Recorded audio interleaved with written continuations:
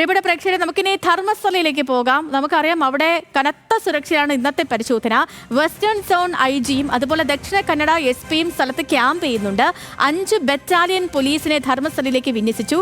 ക്ഷേത്ര trust അനുകൂലികളും action council വിഭാഗവും ചേരി തിരിഞ്ഞ് സംഘർഷമുണ്ടാകാനുള്ള സാധ്യതയും നിലനിൽക്കുന്നുണ്ട്. സരീഷ് പേക്കാണ് ധർമ്മസ്ഥലയിൽ നിന്നും വിവരങ്ങളുമായി ചേർന്നത്. Sareesh, good morning. ഇന്നലെയും സംഘർഷമൊക്കെ ഉണ്ടായിരുന്നു, പ്രത്യേകിച്ച് മാധ്യമപ്രവർത്തകർക്ക് നേരെ പോലും സംഘർഷ സാഹചര്യമൊക്കെ ഉണ്ടായിരുന്നതാണ്. അപ്പോൾ ഇന്നത്തെ പരിശോധന എങ്ങനെയാണ്? പരിശോധന ആരംഭിച്ചിട്ടുണ്ടോ? എങ്ങനെയാണ് ഇന്നത്തെ ഒരു സുരക്ഷാ ക്രമീകരണങ്ങളും ഏത് പോയിന്റിലാണ് പരിശോധന? വിവരങ്ങൾ പറയാം സരീഷ്. ഇന്നലെ രാത്രി വലിയ സംഘർഷമാണ് ഈ ധർമ്മസ്ഥലയിൽ ഉണ്ടായത്.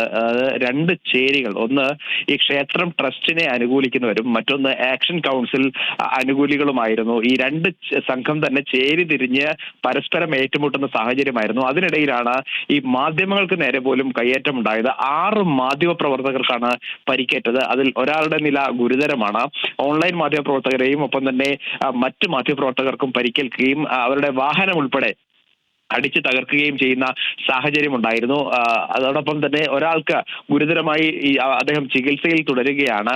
എന്തായാലും വലിയ സംഘർഷം ഇന്നലെ. അതിനുശേഷം ഈ ആശുപത്രിയിലേക്ക്, ഈ പരിക്കേറ്റവരെ ആശുപത്രിയിലേക്ക് മാറ്റുന്നു. ആ ആശുപത്രിക്ക് മുന്നിൽ ആയിരക്കണക്കിന് ആളുകൾ തടിച്ചുകൂടി മുദ്രാവാക്യം വിളിക്കുന്ന ഒരു സാഹചര്യം. അതോടൊപ്പം തന്നെ ഈ പോലീസിൽ പരാതി നൽകുകയും ഇതുമായി ബന്ധപ്പെട്ട് നടപടി വേണം എന്നൊരാവശ്യം മുന്നോട്ട് വെച്ചപ്പോൾ ആ സ്റ്റേഷനിൽ എത്തി. ശരി, അപ്പോൾ ധർമ്മസ്ഥലയിലെ മറ്റ് അപ്ഡേറ്റുകൾ വരുന്ന മുറയ്ക്ക് ഞാൻ സരീഷിലേക്ക് വീണ്ടും എത്താം.